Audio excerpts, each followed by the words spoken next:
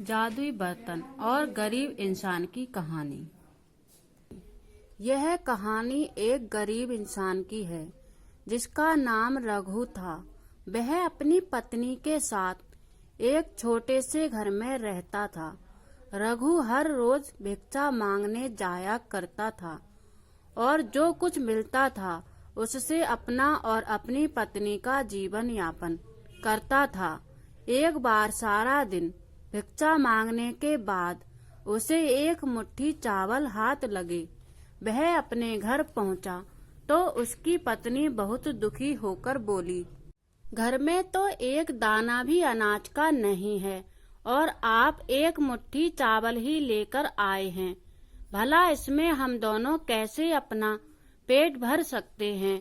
और वह थक हार कर अपने घर में बैठा ही था कि द्वार पर एक बाबा आ जाते हैं और वह कुछ खाने को मांगते हैं। रघु धर्म संकट में पड़ जाता है।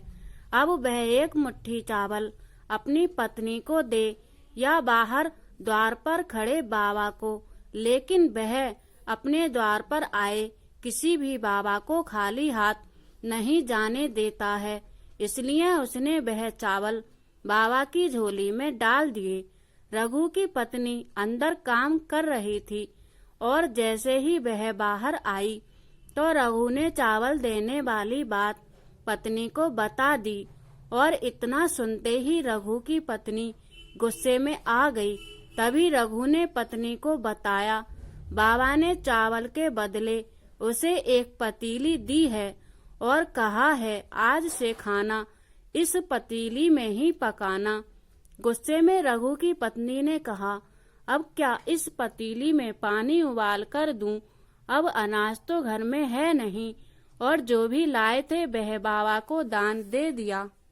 और जैसे ही वह पतीली को उठाती है तो उसे वजन का एहसास होता है और वह पतीली को खोलकर देखती है। वह चौंक जाती है। उसमें इन दोनों के लिए खाना पका होता है। रघु की पत्नी के चेहरे पर खाने को देखकर मुस्कुराहट आ जाती है। दरअसल उसने ठीक से कई दिनों से खाना नहीं खाया था, लेकिन रघु यह नहीं समझ पा रहा था कि वह बाबा तो उसे खाली पतीली देकर गए थे, तो इसमें खाना कहाँ से आया। वह ये बात आश्चर्य से अपनी पत्नी से पूछता है, लेकिन उसकी पत्नी कई दिनों से भूखी थी तो वह भोजन को देखकर घूरती है और अपने पति से कहती है, बड़े दिनों के बाद इतना स्वादिष्ट भोजन देखने को मिला है, चलिए चलकर दोनों खाते हैं।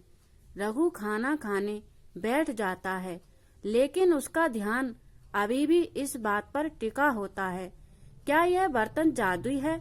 भोजन करने के बाद वह अपनी पत्नी से अपने दिमाग में चल रही उथल पुथल के चलते वह अपनी पत्नी से यह बात कहे बिना रह नहीं पाया कि यह जादुई बर्तन है जिससे इच्छा अनुसार भोजन प्राप्त किया जा सकता है।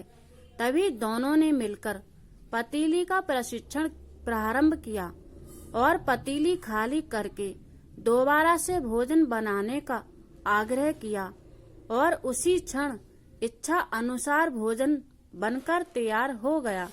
यह देखते ही दोनों खुश हो जाते हैं, क्योंकि अब उनकी भूख हमेशा के लिए शांत हो जाएगी। अब उनको किसी के सामने हाथ फैलाने की जरूरत नहीं। खुश होकर दोनों ने ऐलान कर दिया कि सारे राज्य को खाना खिलाएंगे। यह बात दूर दूर तक फैल गई कि कोई गरीब इंसान ऐसा धनवान बना है कि पूरे राज्य को खाना खिलाएगा। और अगले ही दिन रघु के घर के सामने हजारों लोगों की भीड़ उमड़ पड़ी, जिनमें से ज्यादातर लोग यह देखने आए थे कि यह गरीब इंसान कैसे गरीब लोगों को खाना खिलाएगा।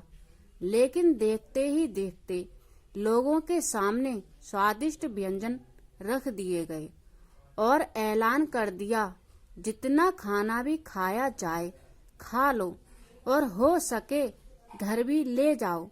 यह सुनते ही सभी लोगों ने भर पेट भोजन खाया और अपने साथ अपने परिवार के लिए भी ले गए।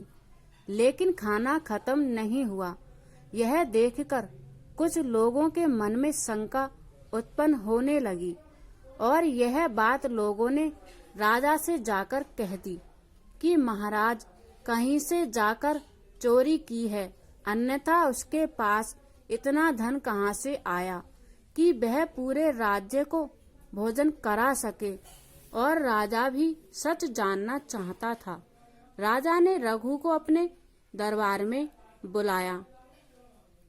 रघु ने जादुई बर्तन पतीली की बात राजा से कह दी। राजा के मन में पतीली की बात सुनकर लालच आ गया और रघु से वह जादुई बर्तन हासिल कर लिया। लेकिन राजा के हाथ में आते ही जादुई बर्तन बेअसर हो गया। राजा को लगा कि जादुई बर्तन की बात झूठ है और उसने रघु को गिरफ्तार कर लिया और उस पर चोरी का आरोप लगाया गया। रघु सबके सामने कहता रहा, मैंने चोरी नहीं की।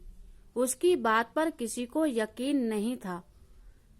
राजा ने आदेश दिया कि रघु का जो जादुई बर्तन है उसे नदी में फेंक दिया जाए और रघु जब तक अपनी चोरी की बात स्वीकार ना कर ले तब तक कारागार में ही रखा जाए। और जैसे ही जादुई बर्तन को नदी में फेंका था वैसे ही राजा के महल में चारों तरफ पानी बहने लगा और देखते ही देखते राजा का महल पानी की बाढ़ से डूबने लगता है। राजा अचानक अपनी महल की ऐसी स्थिति से घबरा जाता है। उसे समझ में नहीं आ रहा था यह सब कैसे हो रहा है। तभी वह महल के ज्योतिषियों से चर्चा करता है और ज्योतिषी कहते हैं कि तुमने एक निर्दोष इंसान को कारागार में डालकर अपराध किया है, इसलिए आपके महल की यह स्थिति हो गई है।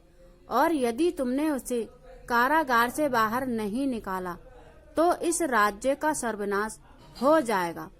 उसे आभास होता है कि अधार्मिक कार्य हुआ है और वह भागते हुए रघु के पास जाता है और कहता है, मुझे क्षमा करो, मुझसे बहुत बड़ी भूल हो गई है। रघु, मेरे महल को बचा लो। नादानी में मैं आपका जादुई बर्तन नदी में फेंकवा दिया है, लेकिन मैं वचन देता हूँ कि जीवन में तुम्हें किसी चीज की भी कमी नहीं होगी। जैसे ही राजा ने रघु को कारागार से बाहर निकाला, महल में जल का स्तर कम होने लगा। राजा ने रघु को बहुत सारी दौलत भेंट की और उसे अपने शाही रथ से उसको उसके घर पहुंचाया। और इस तरह से एक जादुई बर्तन और जादुई कहानी का अंत हो गया। वीडियो देखने के लिए धन्यवाद।